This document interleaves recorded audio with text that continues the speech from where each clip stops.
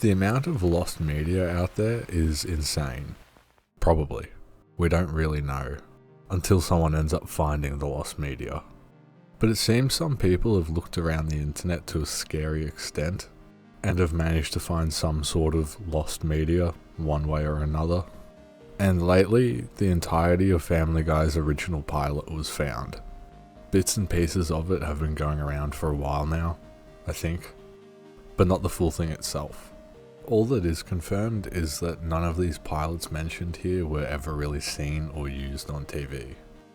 People in the entertainment industry would call these pitch pilots. Someone given a budget to create a pilot that was never meant to be aired. It was more just a proof of concept. Seth MacFarlane was one of those people. He was given $50,000 by Fox to create a pitch pilot of Family Guy. Made in 1998, most of it drawn by Seth MacFarlane himself, and his massive glasses at the time. This pilot became the groundworks of what we see today. There's not actually too many differences. Lois has a pinkish red shirt, Stewie's wearing blue, and Meg looks fucking retarded. Dad! What is it? What's going on? I heard a noise. Is somebody downstairs? And everyone's voices are the same, but kind of different. This is what Chris sounds like now. And if I fail 9th grade, I won't amount to anything. I'll end up being one of those bus drivers that parents don't completely trust. And this is what Chris used to sound like. Remember when Dad got drunk off the communion wine at church? The cast have done a fair few interviews while doing their voices. Violence in movies and sex on TV. The pitch pilot had a really basic premise, and they used that in the first actual episode, with a lot of the dialogue kept in, but the scenes and who's talking has changed. And this pilot convinced Fox to actually go through with the full first season of Family Guy. This next TV show is truly one of the shows of all time. Heil Honey, I'm Home. Heil honey. Heil, honey. Heil honey. Heil, honey. Hello. I'm home. I think you can already see why this was cancelled. Although it had a full season planned out, it wasn't until the first episode actually aired that they decided to scrap the thing entirely. Be real mad at me, honey. I'm a very, very bad Hitler. It's based around Adolf Hitler and Eva Braun, trying to go about their day-to-day life while living next to a Jewish couple, Arnie and Rosa Goldstein. It was just a shitty sitcom, with Hitler being Hitler and unable to get along with his neighbours. This show was made by the British back in 1990. Yeah. Fun/weird fact, Hitler and Eva got married just 40 hours before their joint suicide. I don't know, I thought I'd mention that. The Big Bang Theory is loved and hated. Regardless of how you feel about what we got, what we would have had is just so much worse. The pitch pilot for The Big Bang Theory was lost, then found pretty quickly and put online for all to witness. The only two characters from the show that are from the pilot are Leonard and Sheldon. Everyone else is gone, and in their place was Katie and Gilda. Katie was the Penny of the show, just worse, and Gilda is just some nerd that's friends with Leonard and Sheldon. This pilot just sucks. The episode starts similar with the guys in a sperm bank, and Sheldon's a lot more weird. Sheldon, you are the only person I know that can take the fun out of masturbation. After leaving, they meet Katie, who's sitting on the street upset. She goes back to their house and at the end they dance.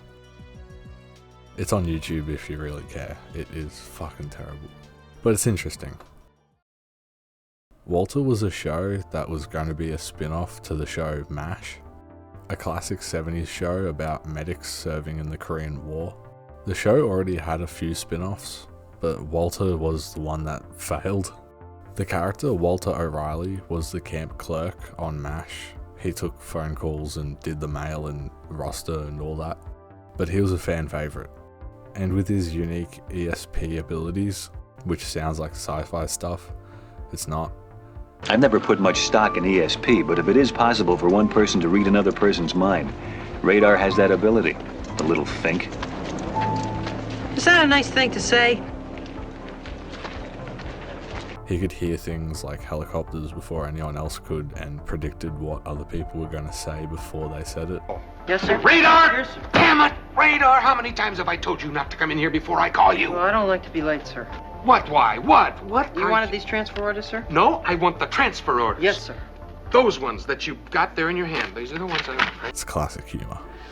But he ended up leaving the show, as in real life he was 30, playing an 18-year-old, and had better things to do and more that he wanted to do with his life.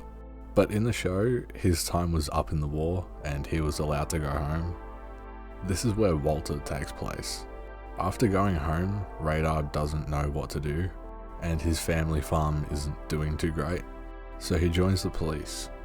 His real name is Walter Riley, but nicknamed Radar because of that ESP hearing thing. But now he doesn't even use it, and he's not even called Radar anymore. People watching felt that this was a very different character entirely, as everything that made him special was gone. The actor playing Radar, Gary Berghoff, was one of the better actors on MASH, and was even cast as Radar in the original film, which he did such a good job. Radar! Yes, sir. I guess I better call Major Burns. Tell him we're going to have to hold a couple of surgeons surgeons over from the day shift out of the night shift. I'll put in a call into General Hammond and Saul. Tell him we got to I have hope two he new sends us surgeons those right two new away. surgeons. We're sure going to need them. What was that, sir? I give everything to Radar. What? He was immediately hired for the TV show.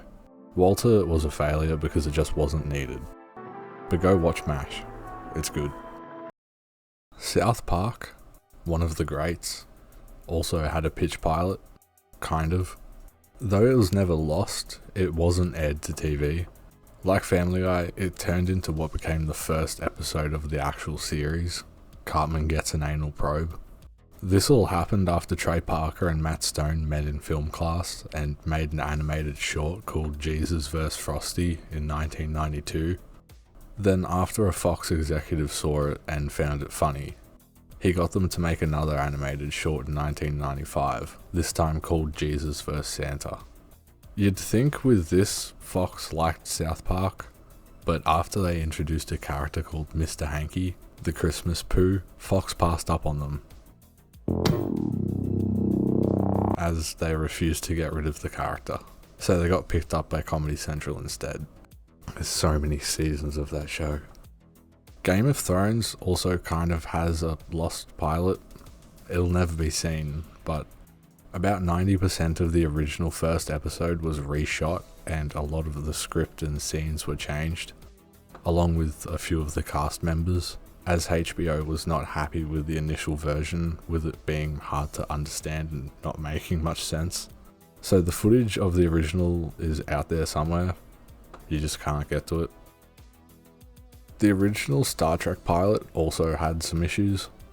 It wasn't just 90% reshot, they redid the entire thing again, with all different cast members except for Leonard Nimoy, who plays Spock, and with a completely different plot. The episode that got scrapped was called The Cage, and you can find bits and pieces of it around, and they used some scenes from it in later episodes, but it was never a full episode aired to TV. This was the NBC in the 70s. They didn't like this one for being too cerebral. There's also Drake and Josh's original pilot.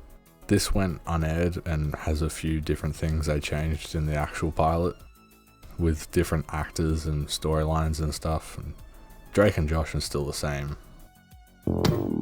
And that's some lost pilots that are mostly found, or weren't even lost to begin with. Thanks for watching. Also subscribe.